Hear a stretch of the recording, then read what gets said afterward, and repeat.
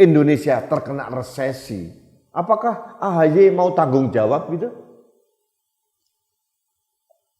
Kalau Indonesia kena imbas daripada resesi global pasca pandemi COVID-19, apakah kita semua mau menanggungnya?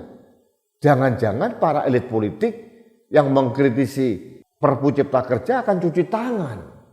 Nah, itulah sifat mereka, termasuk kelompok-kelompok orang Demokrat itu.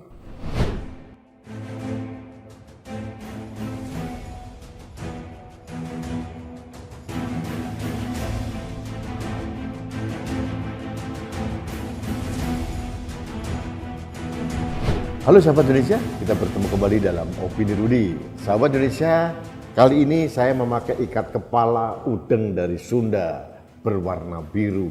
Baju saya pun juga bernuansa biru, tapi bukan biru Partai Mercy atau Partai Demokrat. Karena justru kali ini saya akan memberikan opini terkait dengan ulah atau narasi yang dibuat oleh Ketua Umum Partai Demokrat, sang putra mahkota Cikeas, Mayor Pensiunan Agus Harimurti Yudhoyono.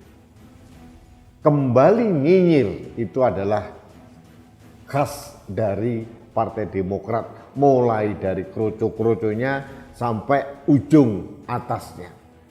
AHY mengkritisi Perpu Cipta Kerja. Nah, seperti kita tahu, beberapa hari yang lalu Presiden Jokowi menandatangani dan menerbitkan peraturan pemerintah pengganti Undang-Undang Nomor 2 Tahun 2022 tentang Cipta Kerja atau sering disebut dengan Perpu Cipta Kerja. Cipta Kerja kita sudah tahu, ada Undang-Undang Cipta Kerja, itu sifatnya omnibus law, itu sudah disahkan oleh DPR, kemudian digugat di MK, kemudian MK memberikan masukan bersyarat untuk perbaikan Undang-Undang Cipta Kerja. Nah, Presiden mempunyai terobosan atas masukan dari para ahli hukum di sekitar Presiden. Di situ ada mantan Ketua MK, Profesor Mahfud MD yang sekarang menjabat sebagai Menko Polhukam dan beberapa ahli yang lain. Yang dilakukan oleh pemerintah adalah menerbitkan perpu. Ini akhirnya membatalkan semua keputusan MK. Itu yang terjadi karena begitulah adanya. Ya, kalau Anda mau protes, ya beginilah mekanisme hukum yang terjadi di Indonesia dan di berbagai belahan dunia yang lain. Seperti biasa, AHY mengkritisi Undang-Undang Cipta Kerja yang dikatakan pemerintah melanggar demokrasi, asal-asalan mengeluarkan perpu, tidak ada alasan yang perlu dilakukan, tidak ada alasan kegentingan, hanya mementingkan kepentingan elit, tidak mementingkan rakyat, bla bla bla bla bla bla. Itu yang disampaikan oleh AHY. Nah, AHY mungkin lupa atau mungkin tidak tahu atau tidak mau tahu bahwa selama ini ada masalah framing dari dunia internasional tentang kepastian hukum di Indonesia.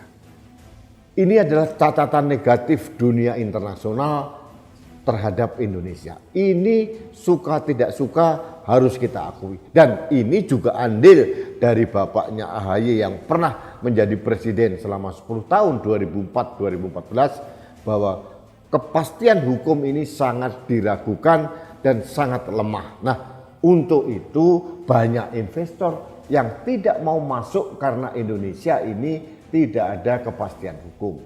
Nah, dengan adanya Perpu Cipta Kerja inilah menjawab keinginan dan harapan semua investor baik dalam negeri maupun di luar negeri tentang kepastian hukum di Indonesia. Sekarang ini sahabat Indonesia, dunia sedang terkena resesi berat. Banyak negara bangkrut, Konon katanya banyak kepala negara yang antri di pintu depan kantor IMF untuk minta bantuan. Indonesia tidak. Indonesia masih aman-aman saja. Tapi apakah aman-aman saja ini bisa menjamin kita bisa selamat? Belum tentu. Sekuat apapun fondasi ekonomi kita, kalau kita tidak memberikan kepastian hukum sehingga investor masuk, kita akan ambruk juga. Inilah yang dilakukan oleh pemerintah, adanya kepastian hukum. Nah, setelah resesi yang begitu tajam, kita membutuhkan banyak investasi asing, kepastian juga investasi dari dalam negeri. Dunia usaha tumbuh dengan baik. Dan itu memerlukan landasan yang paling utama adalah kepastian hukum. Makanya dibuatlah Omnibus Law. Beberapa peraturan undang-undang yang ada disatukan dalam satu keranjang yang namanya Omnibus Law. Kalau ini dipermasalahkan, ada cacat ini, sudah diperbaiki juga. Kemudian MK juga sudah memberikan saran selama 2 tahun. Tapi pemerintah mempunyai keputusan, dibuatlah Perpu Cipta Kerja. Nah, kurang genting apa? Kalau Indonesia terkena resesi, apakah AHY mau tanggung jawab gitu? Kalau Indonesia kena imbas daripada resesi global pasca pandemi COVID-19, apakah kita semua mau menanggungnya? Jangan-jangan para elit politik yang mengkritisi Perpu Cipta Kerja akan cuci tangan. Nah, itulah sifat mereka, termasuk kelompok-kelompok orang Demokrat itu. Menurut saya kegentingannya sudah sangat memaksa, dan itulah alasan mengapa Presiden mengeluarkan Perpu. Dan Perpu pun juga bukan kartu mati kan. Ada mekanisme, bisa diuji nanti di parlemen, bisa diuji nanti di MK. Jadi artinya apa? Kalau ada niat baik dari ketua partai yang katanya sok memikirkan rakyat ini, kalau ada masukan nanti dong disalurkan lewat parlemen. Kan Demokrat punya wakil di parlemen. Yang mana yang kurang sempurna? Mari kita sempurnakan. Jangan hanya tipis telinga, dan yang paling penting, jangan hanya memanfaatkan serangan kepada pemerintah untuk pencitraan. Ini tahun politik, saya tahu semuanya serba dipolitisasi. Tapi yo kira-kira lah. Jangan menyengsarakan rakyat dengan membranding, dengan cara menyerang pemerintah begini. Kalau tidak suka, tidak bersetuju dengan Perpu Cipta Kerja, lakukanlah dengan mekanisme yang baik.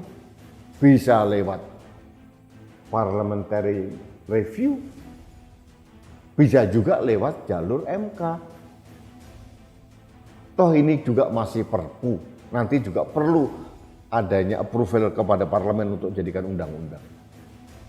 Yang jelas dalam Perpu Cipta Kerja sudah ada revisi beberapa poin-poin atau pasal-pasal sesuai dengan keinginan yang diharapkan oleh Mahkamah Konstitusi. Saya pun mendengar ada masukan penyempurnaan dari beberapa tokoh ahli hukum terkait dengan Perpu Cipta Kerja. Kalau belum sempurna, ya ini kan bukan kitab suci, Bu. Kitab suci itu langsung firman Tuhan. Lah ini kan Perpu Cipta Kerja buatan manusia. Pasti tidak sempurna. Kalau mau tidak sempurna, kalau mau memikirkan kepentingan bangsa, mari kita sempurnakan bersama. Jangan nyinyirin seolah-olah pemerintah tidak memikirkan rakyat, pemerintah melawan demokrasi. Berat. Rakyat muak dengan kegaduhan. Kami yang tidak pernah bekerja untuk pemerintah dan mengharapkan proyek dari pemerintah dan tidak pernah makan APBN ini, hidup di luar entitas, private entitas, itu membutuhkan kepastian hukum. Sudah menjadi rahasia selama puluhan tahun ini, termasuk di zaman rejim SBY, kita ini membuat peraturan asal-asalan, silang sengkarut, saling tumpang tindih. Inilah yang ingin dilakukan oleh Presiden Jokowi. Semua peraturan, kalau tidak salah ada 72 undang-undang dipersatukan dalam satu keranjang yang namanya Omnibus Law. Ini sangat komprehensif dan ini pertama kalinya selama 77 tahun Indonesia merdeka, Indonesia mempunyai undang-undang dengan sistem Omnibus Law. Pasti tidak sempurna seperti kitab suci. Sekali lagi karena ini buatan manusia. Tapi kalau tidak sempurna, mari kita sempurnakan yang mana yang tidak sempurna. Jangan menembak-nembak, memakai niat baik pemerintah untuk membuat kepastian hukum, mengatur berbagai lini secara sinkron, seolah-olah pemerintah melawan demokrasi, seolah-olah pemerintah tidak memikirkan rakyat. Ini berbahaya loh tuduhan AHY. Tapi itulah Demokrat, partai yang tidak mempunyai sikap dan sikapnya itu adalah ikut-ikutan.